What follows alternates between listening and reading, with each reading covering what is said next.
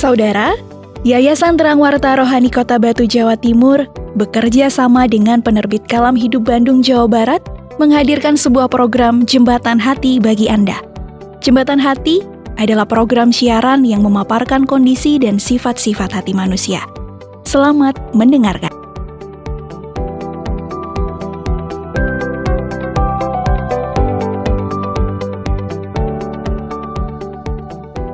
Aduh, kalau saya renung-renungkan, andai kata dosa dapat dihapus, dengan cara apa ya saya dapat menghapus dosa saya?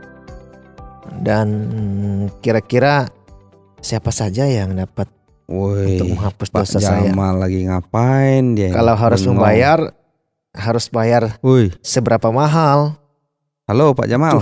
Saya teringat bahwa Pak Gede pernah katakan dia tidak ada cara lain untuk membereskan dosa. Sampai nggak menghiraukan saya datang. Seandainya ada, apakah jaminannya ya? Wah, apa yang dia bahas? Saya jadi takut sekali dengan kematian ini. Halo, Pak Jamal. Halo Pak. Oh ya, aduh. Wah, maaf ini Pak Gede. Dari tadi saya panggil. Sejak kapan di sini Pak? Kok Pak diam saja? Aduh, maaf Pak. Sejak kapan Bapak di sini? Ya lumayan. Kira-kira beberapa menit ya. Mungkin hampir 1 menit lebih itu saya perhatikan Bapak. Maaf sekali Pak Gede.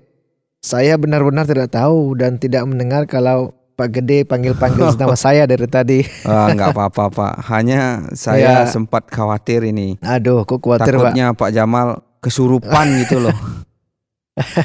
Diam saja dari tadi dan Pak Gede ada-ada saja. Emang gaya saya bagaimana sih Pak dari tadi? Kok Bapak bilang saya seperti orang Pak kesurupan? Jamal tuh kayak orang yang tidak punya gairah tadi saya lihat. Jadi kelihatan mata Pak tidak berkedip-kedip gitu. Bingung saya tadi. Kayak memikirkan sesuatu. Saya pikir tidur tapi kok ya matanya terbuka gitu.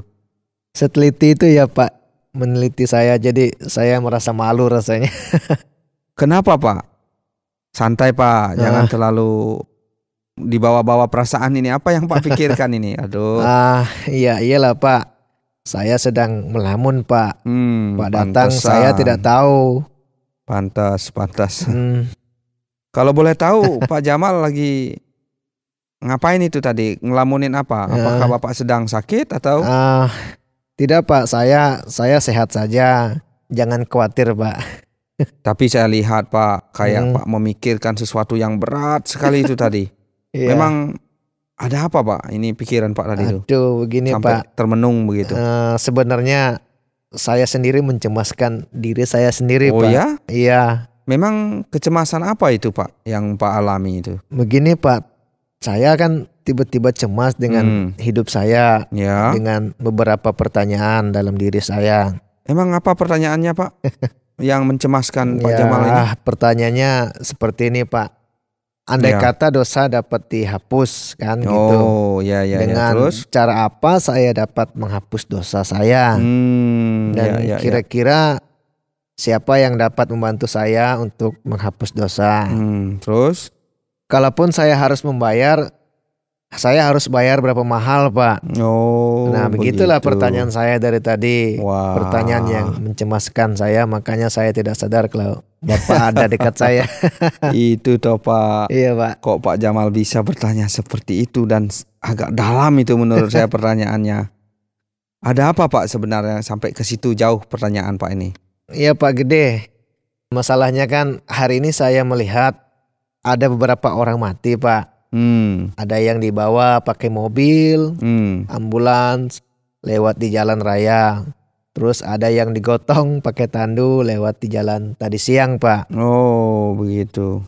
Terus apa hubungannya dengan kecemasan Pak Jamal ini? Kok saya jadi semakin penasaran ini. Begini Pak, sebenarnya kan saya cemas karena saya memikirkan kalau saya mati. Nah, setelah saya mati, roh saya kemana Pak? Itu yang menjadi kecemasan saya. Benar. Memangnya menurut Pak Jamal, setelah mati Pak Jamal mau kemana? Ya saya maunya masuk surga Pak Gede. Terus? Tapi apakah mungkin?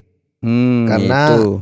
saya kan masih ingat dengan pembahasan kita minggu lalu, Pak. Iya, yang mana? Kalau manusia itu kan berdosa. Oh, yang itu. Dan mustahil dapat pahala surga. Betul, kita pernah membahas itu. Malaikat yang jahat pun dibuang dari surga. Apalagi saya, Pak. Oh, itu kecemasan saya, Pak. Sekarang jalan pikiran Pak Jamal ini. Sebenarnya pertanyaan Pak Jamal, semua manusia deh kayaknya Pak punya pertanyaan seperti itu. Ya, mungkin juga begitu, Pak. Hanya saja mungkin ada yang tidak terlalu menghiraukan. Ya, saya rasa atau juga begitu. Untuk mencoba cuek saja, Pak. Ya, betul dan sekali, Pak. Mungkin juga ada yang mencoba pasrah saja dengan keadaan yang ada, Pak. Wah. Dan kira-kira kalau saya boleh tahu, apa yang Bapak bayangkan kalau memperoleh pengampunan dosa itu sendiri? Ya, saya sendiri juga bingung bagaimana caranya, Pak. Tetapi berdasarkan memperbanyak amal saja, itu saja sih, Pak, menurut saya. Untuk mendapat pengampunan dosa, Pak. Saya rasa hal itu sudah sering kita bahaskan, Pak, ya, Pak, ya. Iya. Tapi begini, Pak, ada kan khotbah di YouTube. Itu yang membahas masalah yang sering kita bahas-bahas. Intinya saran dari dialog di YouTube itu, Pak, saya harus membereskan dengan berbuat baik sebanyak-banyak mungkin. Lalu? Nah, selain itu juga saya memohon ampun. Terus saya juga disarankan untuk banyak-banyak berpuasa, Pak. Dan bertobat dengan sungguh-sungguh. Wah, banyak juga sarannya. Iya, makanya amal baik saya akan menggantikan sebagai penghapus dosa. Oh, begitu. Iya, Pak. Tapi saya juga pernah dengar nih, Pak, saran yang berbeda. Wah, bagaimana, Pak, saran yang Bapak dengar? Begini, Pak, membereskan dosa itu adalah dengan cara melalui orang yang tidak berdosa, gitu yang pernah saya dengar. Ini menarik sekali bacaan nih. Apakah masih ada, Pak, orang yang tidak berdosa di bumi ini? Sedangkan nah itu dia, Pak, pembahasan kita bahwa semua manusia kan berdosa, Pak.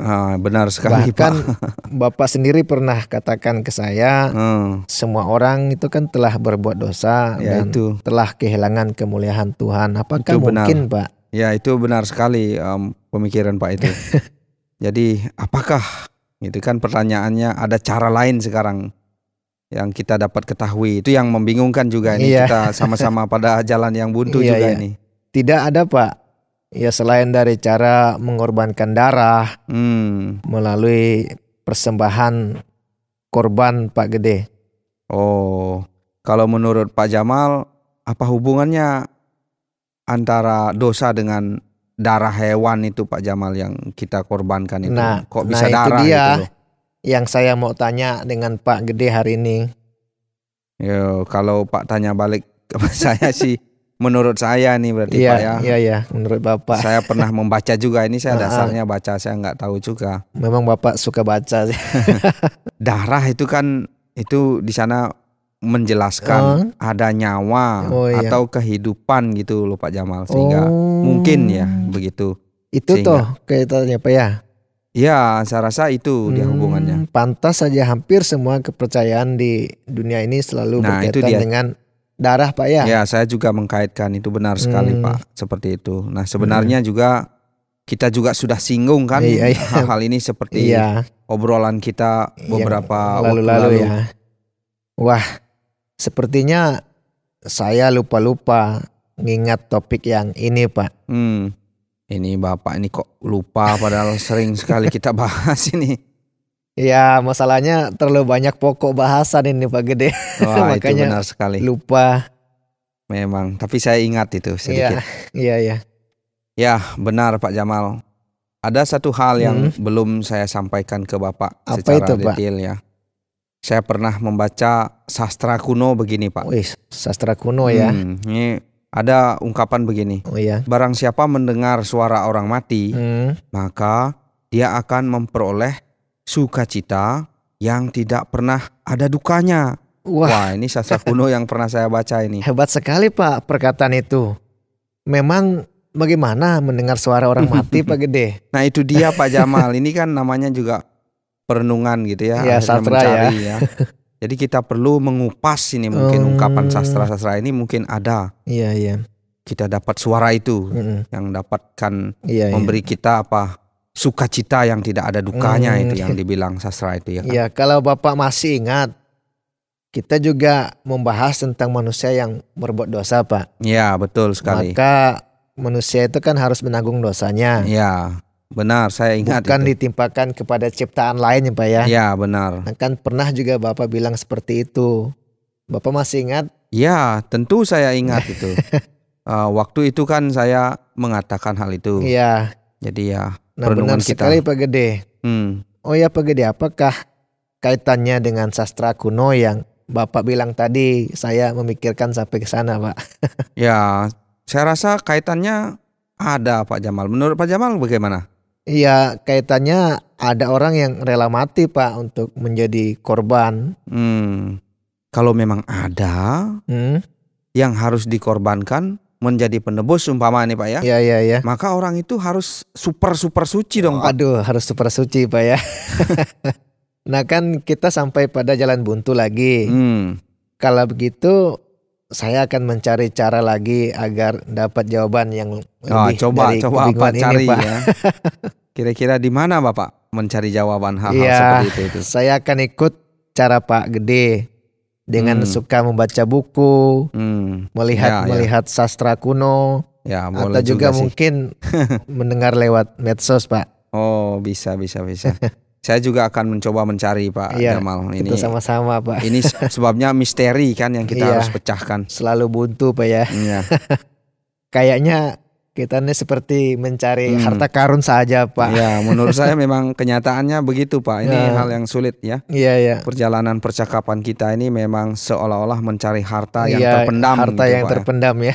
Ya, benar sekali. Iya, baiklah Pak Gede. Saya rasa ini menjadi PR kita juga ini. Betul. Ini PR kita berdua. Perenungan kita bersama. Ya, benar barangkali sekali. Tuhan berbelas kasihan pada kita. Ya. Benar sekali. Oke Pak. Saya pulang dulu ya Pak ya. Sampai Pak, ketemu minggu depan ya. Baik Pak. Semoga kita bisa membahas hal-hal yang lebih menarik lagi Pak. Amin. Untuk menemukan jalan yang benar. Ya betul sekali Pak. Mari Pak. Ya siap.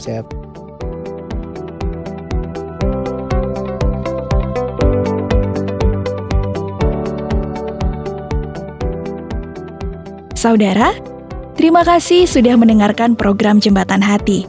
Program ini dipersembahkan atas kerjasama Yayasan Terang Warta Rohani Kota Batu, Jawa Timur, dan Penerbit Kalam Hidup Bandung, Jawa Barat. Apabila ada pertanyaan dan saran, silahkan kirimkan ke SMS atau WhatsApp ke nomor 081 333 777 386.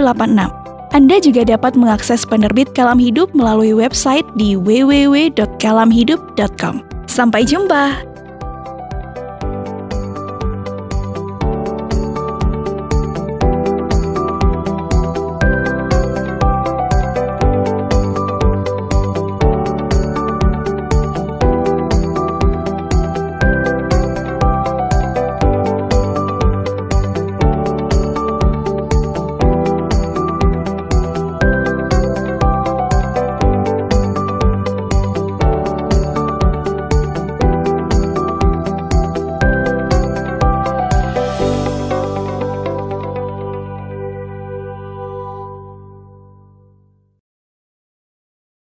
Terima kasih Anda sudah mengikuti program kami. Jika Anda diberkati, jangan lupa like, komen, dan share supaya Anda tidak ketinggalan setiap program terbaru kami.